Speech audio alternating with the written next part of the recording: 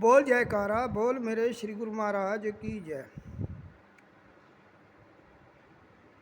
सिकंदर के दफनाने के बाद सिकंदर की मां पुत्र के विरह में पागल होकर रोती रोती कब्रिस्तान की ओर गई। कब्र पर बैठकर जिन शब्दों में सिकंदर को पुकारा, किसी पंजाबी शायर ने यूं लिखा है।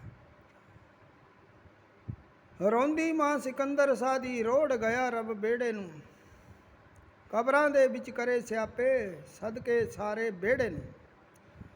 एक दिन कबरों होया वाजा, मां छड़ दे झगड़े झेड़े नूं, इत्थे कई सिकंदर हो गए, तू रोनी आ केड़े केड़े नूं। अब पाठक जन इस श्लोक से भावार्थ यही लें कि देह देहासी जीव का क्या हाल होता है। देह और देह के बनाए हुए रिश्ते किसी काम के नहीं और अंत में किसी काम नहीं आएंगे। गुरु साहब के कथन अनुसार देह अभिमानी नहीं बनना चाहिए। जी घट सिमरन राम को, सो नर मुक्ता जान, ते नर हरि अंतर नहीं, नानक साची मान। इस श्लोक में श्री गुरु जी नाम सिमरन का स्वरूप कहते हैं। आज का जीव अपनी अपनी जगह नाम सिमरन करता है, परंतु नाम का महत्व नहीं जानता। मन मति से जो जी में आया, जीवा पर लाकर जप जाप करता रहा। भला प्रभु नाम भी जीवा के अधीन है क्या? जीवा तो प्रभु की रची हुई है, उसी के गुण गा सकती है, नाम इसके अधीन नहीं है। नाम हृदय में समा जाता है और जिसको जीव स्वयं जपे।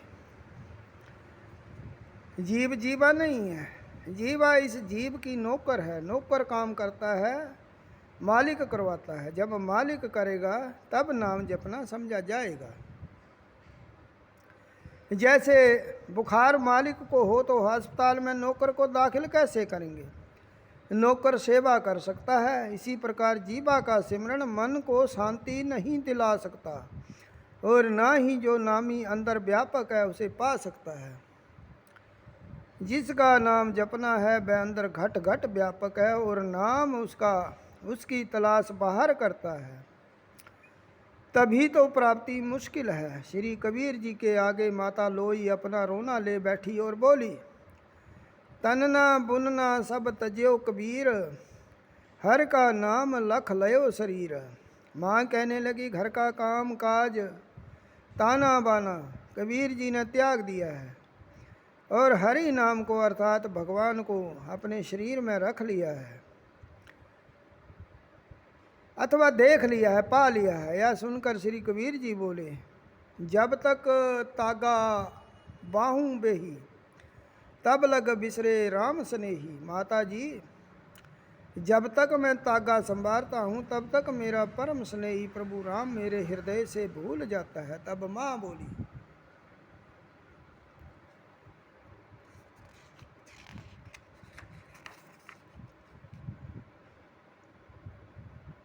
मुस मुस रोए कबीर की माई, यह बालक कैसे जिए रघुराई। माता रो रो कर ठंडे श्वास भरकर कहने लगी, हे रघुराई, यह बालक कैसे जिएंगे? काम काज तो कबीर जी कुछ करते नहीं, अर्थात कार्य व्यवहार छोड़ बैठे हैं। इस पर श्री कबीर जी बोले,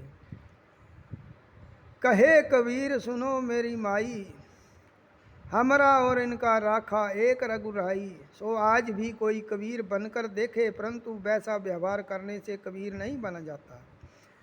करनी और नम्रता से, सच्चाई और प्रेम से कबीर बना जाता। आखिर यह मान कबीर जी को भगवान का बख्शा हुआ था। स्वयं कबीर जी अपने शब्दों में लिखते हैं, कबीर मेरी सिमरनी जीवा ऊपर राम, मेरा राम मुझको भजे तो पाऊं विश्राम।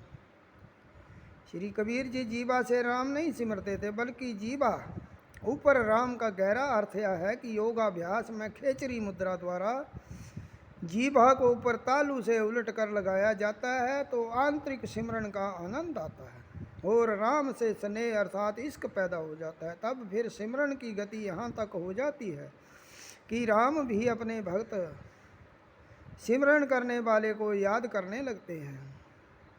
गुरु साहब ने लिख दिया कि जो सिमरन से प्यार करते हैं वह घट में उसे संभालते हैं, उनमें और हरि में अंतर भेद नहीं रहता।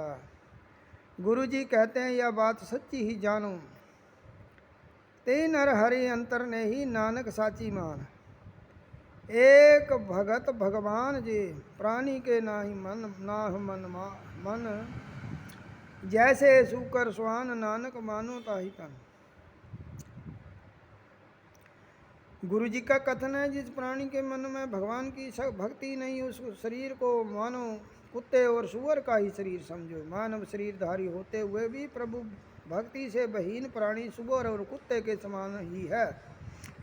यह देव दुर्लभ शरीर भगवत भक्ति सर्व साधनों का मूल और मुक्ति का परम साधन है। इस शरीर को पाकर अपने परलोक की चिंता न करना बड़े दुर्भाग्य की बात है।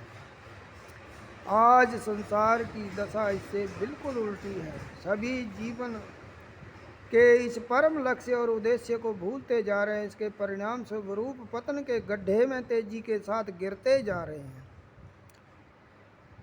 आखिर इस मर्ज की तबाह क्या है? प्रभु उपासना और नाम निष्ठा ही एकमात्र उपाय है। इष्ट चरणों में अनन्य श्रद्धा, प्रभु चरणों में दिव्य अनुराग द्वारा ही इस लक्ष्य की प्राप्ति हो सकती है।